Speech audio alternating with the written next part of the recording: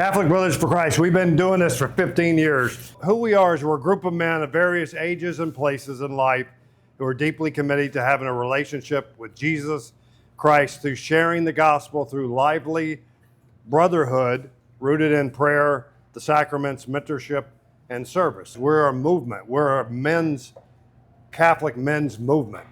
Our mission is to invite and invigorate men to live the fullness of Christ's purpose for their lives through wholehearted prayer, engaging brotherhood, and intentional acts of service. Our vision, spirited and courageous missionary disciples fighting together alongside their brothers to cultivate a Christ-centered culture in North Texas. This is to help men stay and get engaged in their faith. The enemy wants us alone, that he wants us isolated so he can take us out. And that's why we put these conferences on. That's why we have these Jim Caviezel's of the world, Chris Stefanik. We also want every parish in Dallas-Fort Worth to have a vibrant, strong ministry for men. We help men establish and nurture personal relationship with Jesus. We create an atmosphere which men will freely acknowledge their dependence on God's life and success and failures. To facilitate and discover the development of the spiritual life, we talked about that. To encourage men to construct a deeper, closer relationship with the family and friends. We are the leaders of our families. To encourage men to grow and experience the joy of living fully, to become all that we are meant to be by the Creator. I have come so that you may have life and have it more abundantly. And then finally, provide support by joining or helping the DFW-wide Catholic Brothers for Christ leadership team, which is what you guys are here for. How can Promise Keepers fill up a football stadium and we can't? We can. There's that many Catholics in North Texas, and we can do that. That is why we're here today again, is to spread the word, to communicate the conference.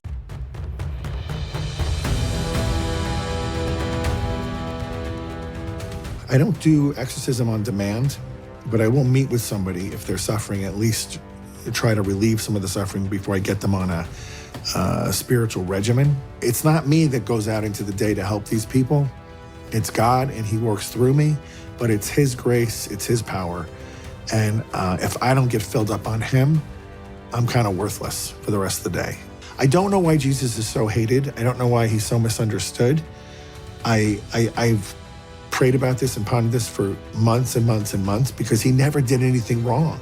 And she said on 3 occasions in these messages she gives to the world, sin is at an all-time high. This is the most evil generation since the inception of man. The only time I've been physically attacked, and she flew off the floor without using her hands and her feet, and was immediately in front of me and grabbed my stole, and she starts choking me, but she has a grip that I can't break. So I just then focused and I said, in the name of Jesus, stop. And she fell back on the floor and went back to her slithering, and I backed up a few feet and continued.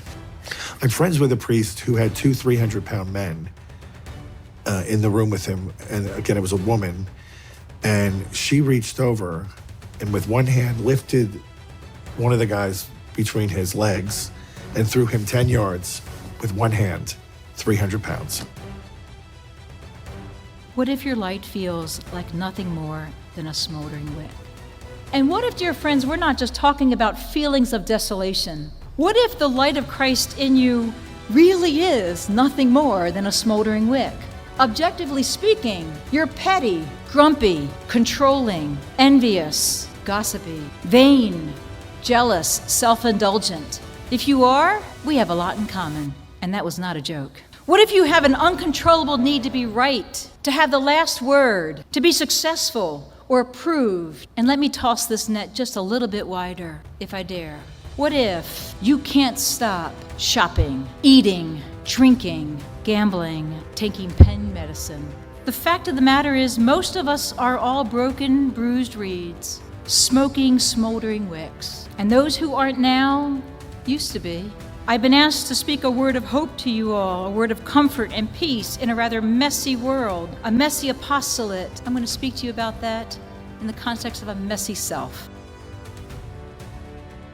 There was really no faith to speak of in my home. Age 8 to 11 or 12, there were a lot of trouble.